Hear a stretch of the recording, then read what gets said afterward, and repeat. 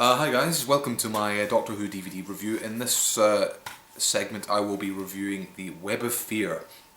As you already know, and as I already said, this was one of the previously missing stories which was recovered and returned last year along with The Enemy of the World. Unfortunately, unlike Enemy of the World, one of the 6 episodes of Web of Fear is still missing, episode 3, which is also particularly frustrating because that is the introduction of the character of Brigadier Lethbridge, Alistair Gordon Lethbridge-Stewart, played by Nicholas Courtney, so it's his very first appearance, so a great shame that that episode is missing. For the purposes of this DVD, it's done with a reconstruction using photographs on the original soundtrack. It is one of those stories that has just been beloved by fandom for decades. It's always been considered, you know, one of the classics of all the missing episodes. Oh man, I've got to stop drinking. It's up there with Power of the Daleks, Evil of the Daleks, Fear from the Deep, that kind of stuff. Very highly regarded. Sees the return of the Yeti, sees the return of the Great Intelligence and Professor Travers, played by Deborah Watling's father, Jack Watling. So Victoria Waterfield, Deborah Watling gets to play opposite her dad in this one, which is obviously great fun for her. So all the characters from The Abominable Snowmen, which was the first story to feature Great Intelligence and the Yeti and Professor Travers, return for this, so that's great. Unfortunately, because The Abominable Snowmen doesn't exist, we don't get to really see that continuity through. That's one of those stories I really hope gets discovered and brought back as well, because I'd love to be able to watch that and then move on to Web of Fear. But it's one that's just always been considered a huge classic. So I think because of this, it's going to be difficult maybe to meet some of the expectations because they're so high. Web of Fear was first rumoured to have been returned years ago. I think, was it 2009? Doctor Who Online ran a story that had been discovered, and then that sort of faded away and nobody thought anything more of it, but of course it has been rediscovered, so nobody ever quite knows what that's about, and nobody really knows exactly when Philip Morris went and found these in Nigeria. It's all a bit vague right now, so hopefully that'll get cleared up at some point in the future and this whole missing episodes debacle will be over at last and we'll know exactly what exists and what doesn't.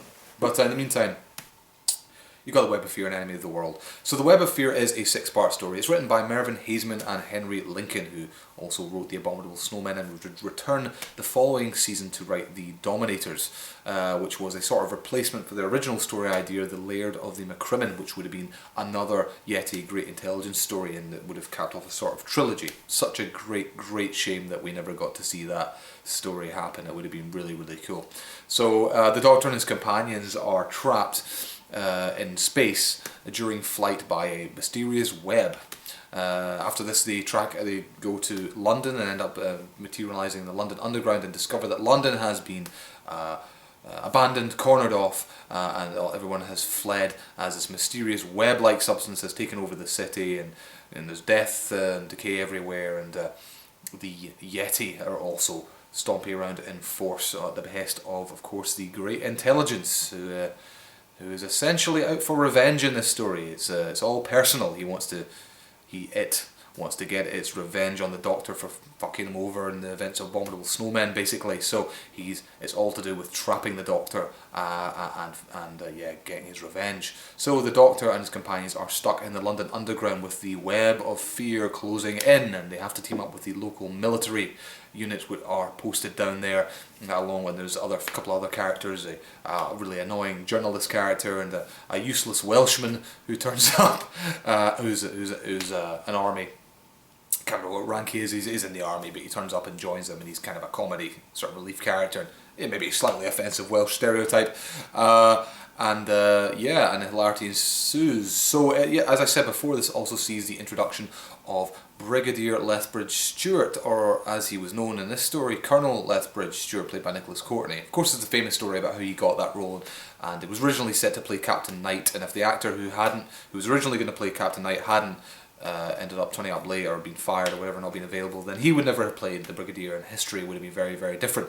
As it is, he turns up about halfway through the story as Colonel Lethbridge-Stewart, and he immediately makes an impression. I mean, one of the things I really took away from this story, which is something I consistently take away every time I watch one of his episodes, which is just Nicholas Courtney is absolutely fantastic actor, and the character of the Brigadier, he really breathes life into the character of Brigadier Lethbridge-Stewart. I mean, a character which could have been really not very interesting Courtney just brings him to life, and he's right off the bat in Web of Fear. He's fantastic. He straight away gets into. You can tell this guy, he knows his shit.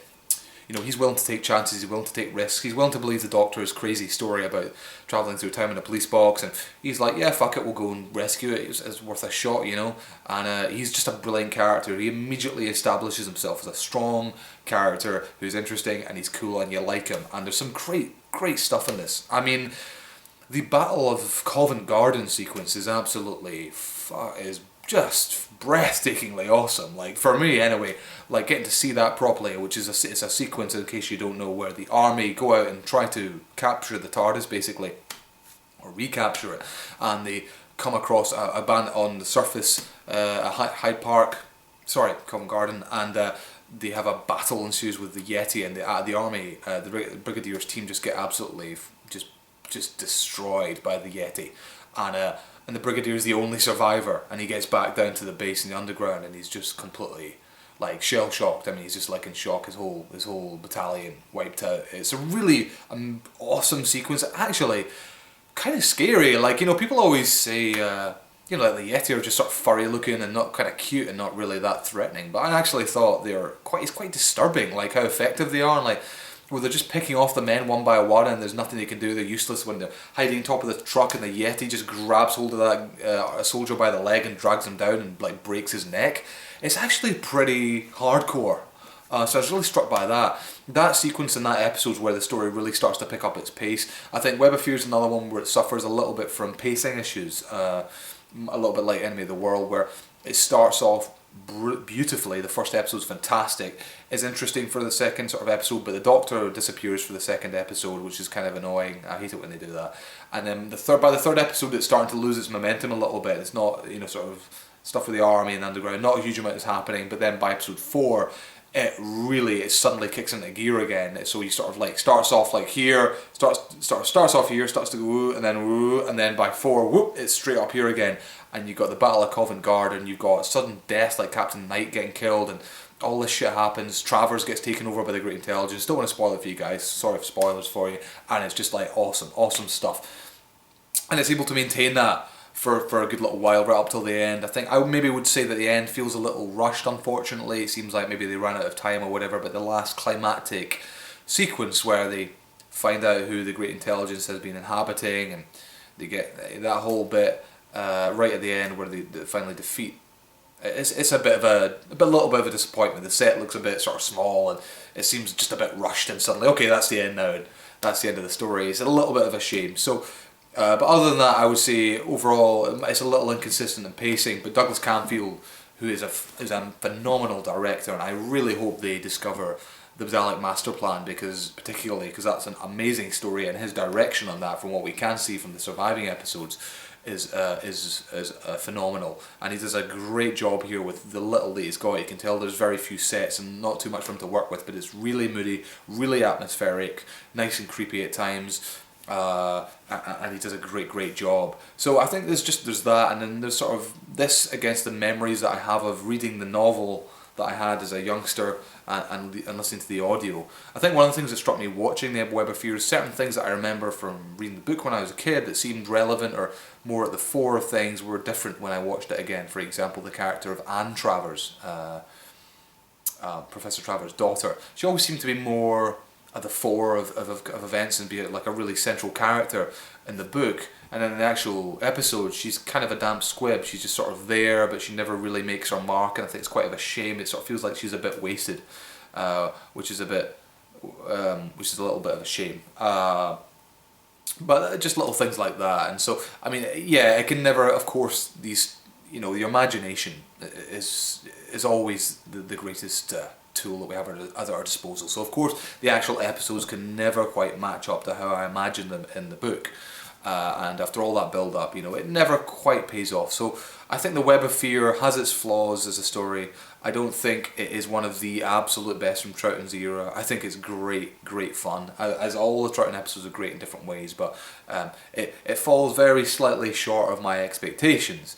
But that being said, it's wonderful stuff, and much like Enemy of the World, I can't wait to rewatch it again. Being able to see it in DVD with a marvellous restoration, once again by the team. I mean, it's amazing that it looks as good as it does, considering where it's been and where it's come from all these decades. It's incredible.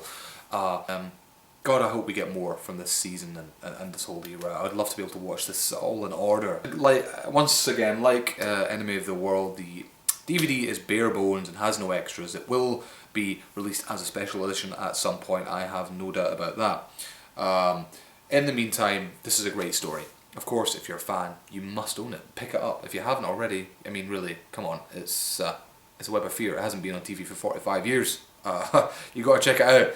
It is great stuff. It just whets your appetite for more of these missing episodes, because some of them just look amazing. Some of them I've watched recons of not too long ago and were fantastic, including some of the ones that are really not that well regarded, like the Space Pirates. I thought that was fantastic. I can't believe how good it was when I watched the recon properly again. The Highlanders is an amazing story as well. That's great. The Smugglers looks awesome. I'd love to get the Smugglers back. It's all great stuff. So yeah, so that's about as much as I can think of to say about the Web of Fear now. Again, I'm probably forgetting one or two things, but overall it's a really well realised story with great production design, great atmosphere and direction, and a really great villain in the form of the Great Intelligence. I really like that continuity and that story arc. As I said, it would be nice if we'd had the final part in that intended trilogy, and the part in which he possesses Professor Travers. I actually thought it's quite unsettling. Like the way Jack Watling plays that with that voice is actually quite scary. Really, it's just a bit freaky. It's just a bit fucked up. So yeah. I hope we get more very soon. Come on, Marco Polo, fingers crossed for that. Alright guys, thank you for watching my review of the Web of Fear and Enemy of the World. That's it for now. I will try and do a few more videos on this kind of subject matter soon, because I love it so much, as you well know by now probably. I fucking love Doctor Who, and I could go on about this stuff forever, you know, I love this shit. It's just fantastic stuff. What a great show.